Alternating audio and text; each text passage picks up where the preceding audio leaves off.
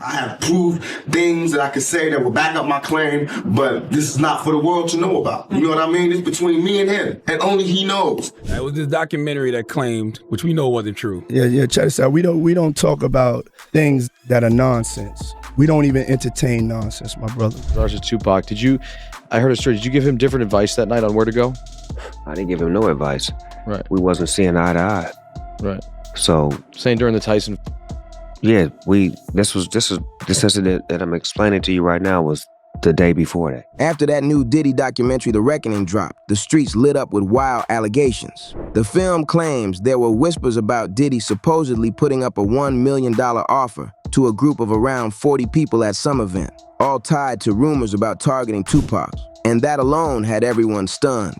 None of this is proven, but the documentary made the talk louder than ever.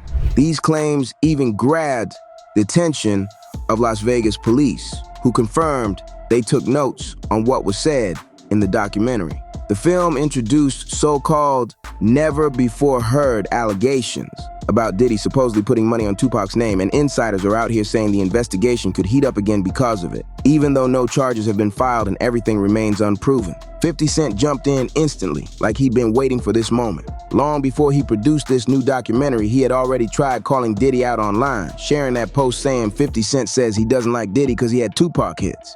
He's been hinting at these rumors for years, and now he's putting them on full blast. I'm gonna leave you to talk because I always say the wrong thing. I always say the wrong thing. Last time they left me, I said something about Puffy. You saw that? Saw that clip? Yeah! I gotta stop doing that. Okay, I've been talking to a therapist trying to help me with the saying. I said crazy on my mind for no reason. No reason. Oh wait, maybe I said it about Puffy because he got Tupac killed. But the Las Vegas police had reportedly been looking into different claims around the case for a long time, and the documentary resurfaced a bunch of old allegations people forgot about. One of the earliest moments brought up was from November 18, 1995, when Tupac was photographed with Sarah Chapman, the woman Diddy had publicly described as his dream girl. When Diddy supposedly found out she had been seen with Tupac, the documentary claims he felt some type of way, and jealousy started brewing. At the same time, Tupac's career was exploding. He was becoming one of the biggest names in the world, and the spotlight was hitting him hard. I believe so. I do believe so. I have proved things that I could say that will back up my claim, but this is not for the world to know about. You know what I mean? It's between me and him, and only he knows. So every time he say it didn't happen, or that's the only thing that makes this become an issue to everybody. I was acting. Who gets shot 5 times in acts? Oh, I didn't get shot 5 times in their vision. I only got shot once because they found the bug.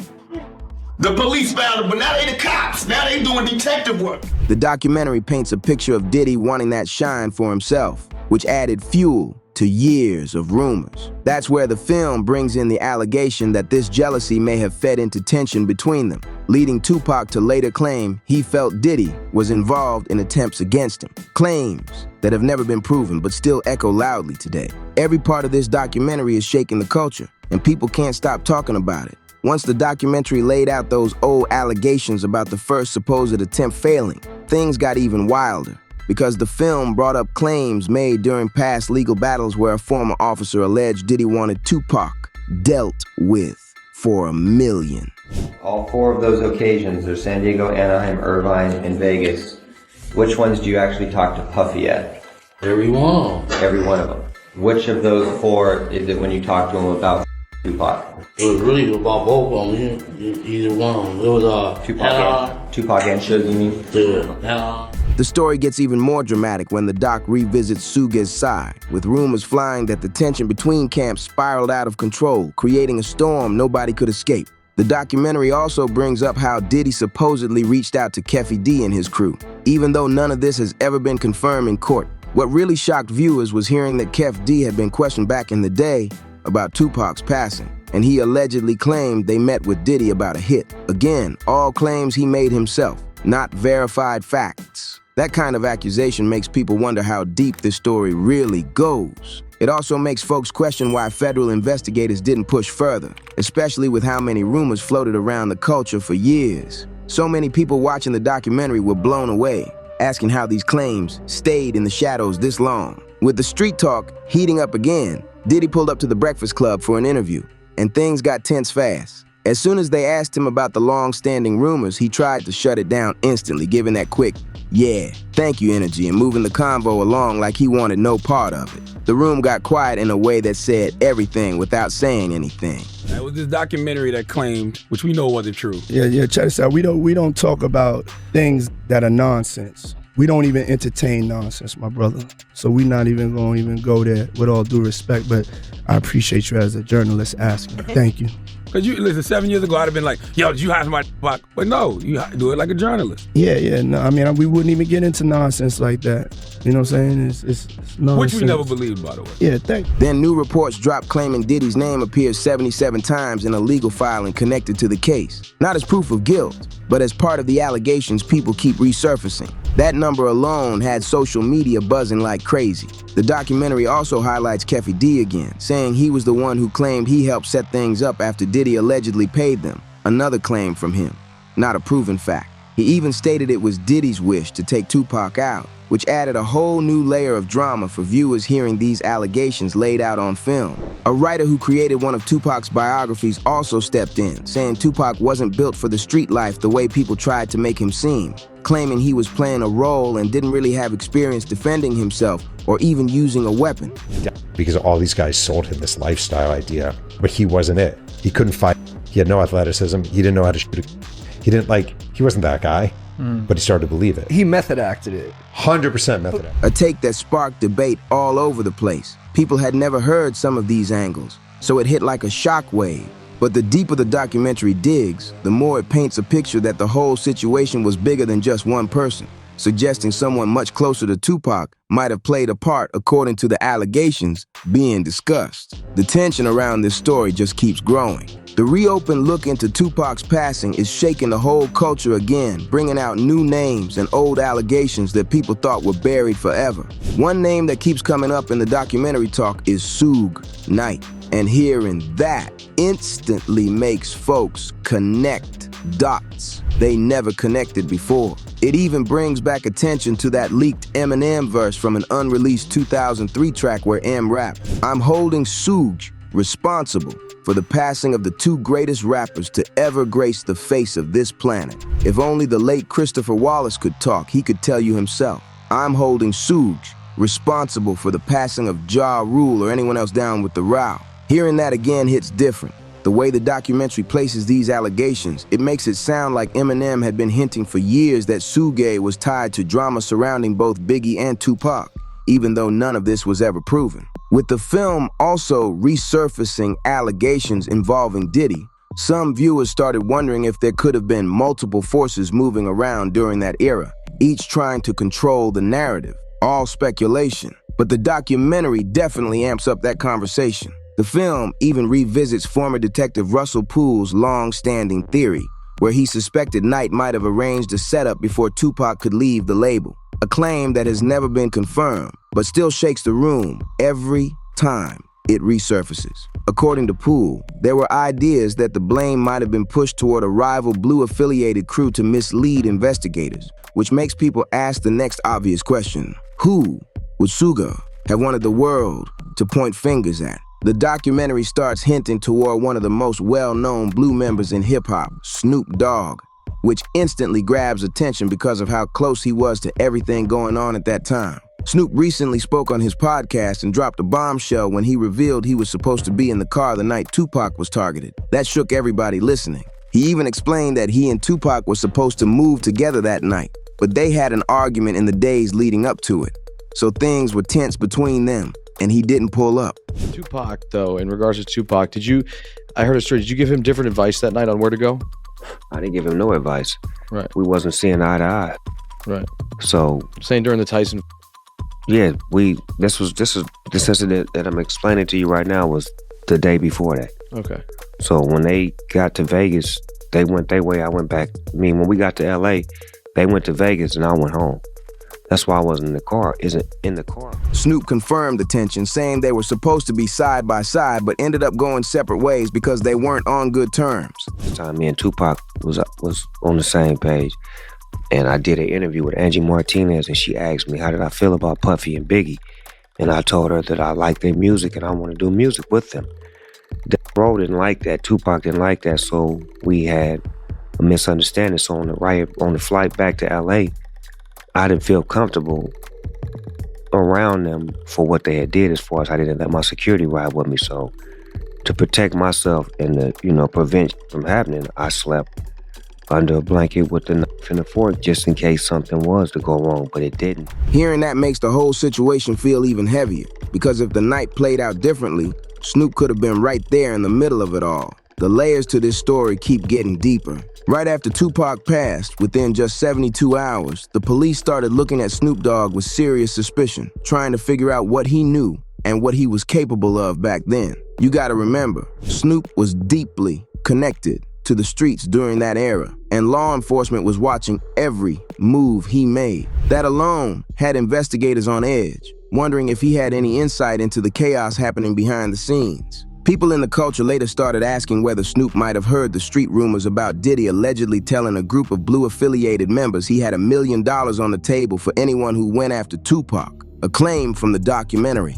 not proven fact. Some folks speculated Snoop could have caught wind of those whispers and decided to keep his distance from Pac right before everything went down. It's all speculation, but the timing had fans talking non-stop. Whatever happened between Tupac and Snoop must have been rough, because Snoop once said Pac straight up couldn't stand him at one point. He even mentioned, one point, this video footage of all of us hanging out, trying to show how fast things shifted between them. A week before we was best of friends. 2 days before I don't think he liked me. Why? Because we was in New York. Oh, yeah. And it happened. New York, they shot at me and did all kind of shit to me, like just the worst you could think of. And I forgave him. And went and did an interview and was asked, how do I feel about Puffy and Biggie? And I was like, I like them. I want to do some music with them. And that just rubbed Cuz the wrong way, like tried to kill me, out at you, and you talking about you want to do a song with him. I wasn't thinking about his emotions. I was thinking about the way I felt at the time. I wasn't into no controversy. I liked his music. They was our friends. We was all friends at one point. This video footage of all of us hanging out. Their fallout added another emotional layer to everything happening around that time. Meanwhile, the physical evidence and testimony shown in the documentary brought viewers right back to that tragic night in 1996, especially when Keffy D described how the events unfolded. All allegations he made himself, not confirmed facts. On September 7th, 1996, Tupac was in Vegas with Suge Knight, and they pulled up to the MGM Grand to catch a Mike Tyson fight. After the match, everything changed in seconds when they spotted Baby Lane, a well-known Blue member, in the lobby, and the tension instantly exploded into a brawl. Security rushed over and broke things up, but Baby Lane was reportedly furious after the confrontation. Tupac and Suge went back to their hotel to get dressed for the night, while Baby Lane supposedly hit up his crew to tell them Tupac had swung on him at the MGM. And since Baby Lane rolled with Keffy D, that message spread fast. And their entourage went to the Mike Tyson at the MGM Grand. Keffy D and his nephew, Orlando Lane Anderson, and two of their friends were also there. Keffy D told LAPD Detective Greg Kading more than a decade ago, in a proffer that couldn't be used against him, the shooting was retaliation after Tupac jumped Orlando and up at the casino. Surveillance cameras recorded the fight. Tupac was angry that Lane had stolen his necklace years prior in Compton. Tupac, Suge Knight, and the entourage left the casino. Some people claim the group already knew about the rumored $1 million bounty, and after the altercation with Baby Lane, they felt the moment had lined up, at least according to the documentary's allegations. The film paints the picture that everything escalated in minutes, creating a high-pressure situation with emotions sky high. Once Tupac got ready, he and Suge hopped into that black BMW, planning to hit a club for the night. But on the way there, they rolled up to an intersection, and that's where the tragedy unfolded, right in the middle of the street. The documentary brings viewers right back into that moment, making it feel like the whole world stopped. At first, investigators had no clue who actually carried out the crime, but they kept circling back to Keff D because something about his story never sat right with them. About Tupac's concert at the Club 662. members, including Orlando and Keffy D, jumped in their white Cadillac and started cruising the strip looking for the offender. Before long, they finally spotted Tupac's caravan. At the intersection of East Flamingo Boulevard and Koval Lane, the white Cadillac pulled alongside the black BMW with Suge on the driver and Tupac on the passenger seats. The back window of the Cadillac rolled twice in the chest, once in the arm, once in the... Years later, in 2019, Keffy D suddenly came forward with his own version of events, explaining how they allegedly pulled up on Tupac that night. His confession shocked everyone watching the case all over again. Keffy D claimed everything happened in seconds, saying Tupac was reaching for a firearm when their car pulled up. But even he admitted nothing about that moment was ever confirmed. And Bubble Up was a driver, and Baby Lane and Freaky were in the back seat. We was just all in the car together. Okay. This was the white Cadillac. Yeah. So you guys are driving around, and then you hear these girls say, Tupac, Tupac. Got to the light. He was gonna go drink. And he happened to be hanging out the window. He was hanging out the window like he was in a parade. Tupac? Yeah, he was. So what happens next? You said that as you're driving up towards the BMW, with Suge driving and Tupac in the passengers. Some people believe Keffy D only said that to make it sound like he acted in self-defense, while others think Pac really did reach for something in the heat of the moment. At the end of the day, only Keffy D knows what really happened that night. Another detail he shared was that he wasn't the one who carried out the action. According to his own words, it was Baby Lane, who was in the car with him, that allegedly committed the crime. You said that as you're driving up towards the BMW, with Suge driving and Tupac in the passenger seat, and you said that Tupac pulled out. It looked like he was reaching, yeah. Yeah, it did. Okay. Yeah. Did you actually... No, once he got the reaching, I got the junkie. So, someone from your car started at Tupac. That part alone made viewers question how the case stayed unsolved for so long when these claims were floating around for decades. It's still wild to many people that the police didn't push the investigation further back then, especially since Keffy D was interrogated the night everything happened. Officers clearly believed he was connected somehow, but they couldn't put the full picture together at the time, and the trail went cold fast. You say Suge looks over, he sees you? Yeah. He looks right at you? Yeah, he looks at me. Okay. When he looks over at you, and then, Tupac's busy getting evidently, the story is Tupac's trying to either get out of the back seat or something. Yeah, what do you see happening inside of their car? I seen him going Suge head. I thought he was. So Orlando was his car across Dre?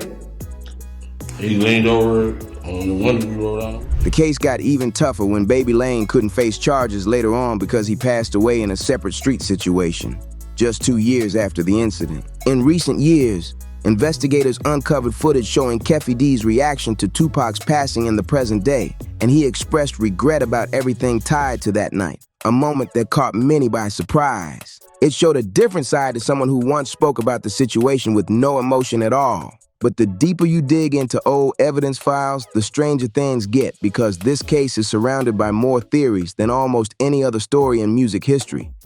I hate that happened, dog. I really do, man. Because it took a lot of people's lives, dude. I hate that happened. Probably to God. I feel that was wrong, man. It was just purely wrong. You know what I'm saying? I wish it had never happened. You know what I'm saying? That's my opinion on it. It never happened, dude. Even today, some folks claim Tupac might still be alive, pointing to the fact that he didn't pass at the scene. He was taken to the hospital and stayed there for days before doctors said he was gone. That timeline opened the door for endless speculation. Then another wild theory resurfaced, the claim that Tupac was playing a role, and that an officer once suggested Pac was supposedly working behind the scenes as an industry plant to calm down rising tension between rival street groups. None of this was ever proven, but people still talk about it like it's a mystery that refuses to die. At one point, the plan to calm things down between the two coasts actually seemed to be working, because Biggie and Tupac were real friends before all the chaos started. But the documentary brings up the allegation that things changed after the rumored first attempt on Tupac linked to the street rivalry, and everything spiraled from there until the night Tupac was targeted.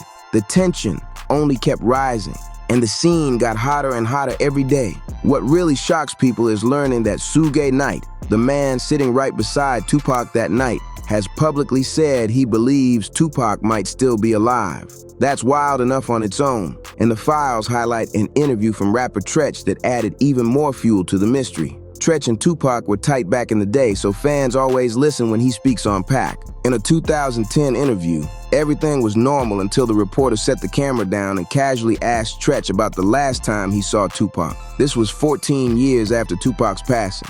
So the question alone already felt strange to people watching, but Tretch didn't even blink. He answered like it was a regular question he always gets. Tretch responded, "Last time I saw him, he was in Cuba. So if you ain't ready for it, get on the sidewalk." Then he said, "Earl, back, excuse me, back." That moment was so unexpected that it sparked the whole Tupac is alive in Cuba theory all over again. Well, if you ain't ready for it, get on the sidewalk. Earl. One last question. Nobody knows. Y'all good? Yeah, we good. Thanks a lot, man. Last time I saw him, he was in Fans couldn't tell if Tretch slipped up, was joking, or knew something deeper, but the clip spread like wildfire. And just when people thought that theory was fading, Suge Knight added even more heat by sharing his own memory of that night in the hospital. Suge said, and I quote, "When I left that hospital, me and Tupac were laughing and joking. I don't see how somebody can turn from doing well to doing bad." Hearing that from the only person who was in the car with Pac moments before everything happened had the whole world in shock again. Laughing and joking. So I don't see how somebody can turn from doing well to doing bad. So you seriously think that he might still be alive? I'm gonna tell you this, Pac, you never. Even today, folks debate what really went down and what Suge meant by those comments. Man, that's Pac, man. He with the Outlaws, and Reg from Holla Back is trying to be friendly and get autographed. Holla Back exclusive, babe. This story just keep getting deeper. All these stories make people seriously wonder what really happened to Tupac, because Suge Knight wasn't just some random person around him. He was one of Pac's closest allies, someone who would have checked on him every single day at the hospital if Pac was truly fighting for his life. Hearing Suge speak with so much confidence about Pac's condition flips the whole situation upside down. Then the documentary brings up that old theory claiming Tupac was supposedly an industry plant with a mission to help calm down the streets. And that's when things get even wilder. Some folks started asking whether the people guiding Tupac behind the scenes thought his life was in too much danger, and whether they might have staged his passing at the hospital to pull him out of the spotlight. All speculation, but it's the type of talk that makes people lean in like they're hearing a secret nobody else knows. What really adds weight is that Suge has repeated the exact same story in multiple interviews. He never switches up his details or floats into new versions. He stays firm every time, saying Tupac was recovering, cracking jokes, smiling, and doing well. Suge said he walked out of that hospital feeling like Pac was going to be fine, and that detail has confused fans for decades. He was conscious on the way to the hospital. He was conscious on the way to the hospital. He was conscious in the ambulance. He was conscious after they did the surgery. What was the last thing that he said to you? Things got even more concerning when Suge revealed that right after he talked publicly about Pac possibly still being alive, someone targeted him at a club and fired 6 shots in his direction. Suge said that moment made him hesitant to speak to the police because he felt the attack came from him mentioning Tupac being alive. That shook people everywhere. Then the story takes another turn when Suge's son jumps into the mix. Some folks argued he was being dramatic for attention, while others took him seriously because of how intense his posts were. In 2018, he jumped on Instagram claiming Tupac was alive and living in Malaysia, and instantly, the internet blew up. He kept posting too. The following days, he shared a text message saying, "You said too much. Time for you to go," making it seem like someone was warning him to stay quiet. That message alone had people wondering if he really was scared for his safety or playing into the legend. Then he went even further and dropped edited pictures showing Tupac next to modern celebrities like 50 Cent and Beyonce, and the caption read, "He never left us. They'll be after me soon." That had everybody arguing. Was he trolling, or did he believe every word he posted. Right here is where you come in, because this mystery has layers, and we want to hear what you think while we keep digging. Do you believe there's even a tiny chance Tupac might still be out there somewhere, living low-key away from the spotlight? Or do you think the real question is whether investigators need to take a deeper look at the allegations surrounding Diddy and decide if charges should be brought forward? And before we go any further, you already know what time it is. Join the family right now. Turn those notifications on and hit subscribe, because the streets never sleep and neither do we. We drop heat every single day, and tomorrow's upload is about to be even crazier, even deeper, and absolutely unmissable. Smash that like button, share this video with all your homeboys, and drop your thoughts in the comments. We need to hear your side of this. We're just getting started, and we'll catch you in the next one, right here at Rap Uncovered, where the truth of the streets lives.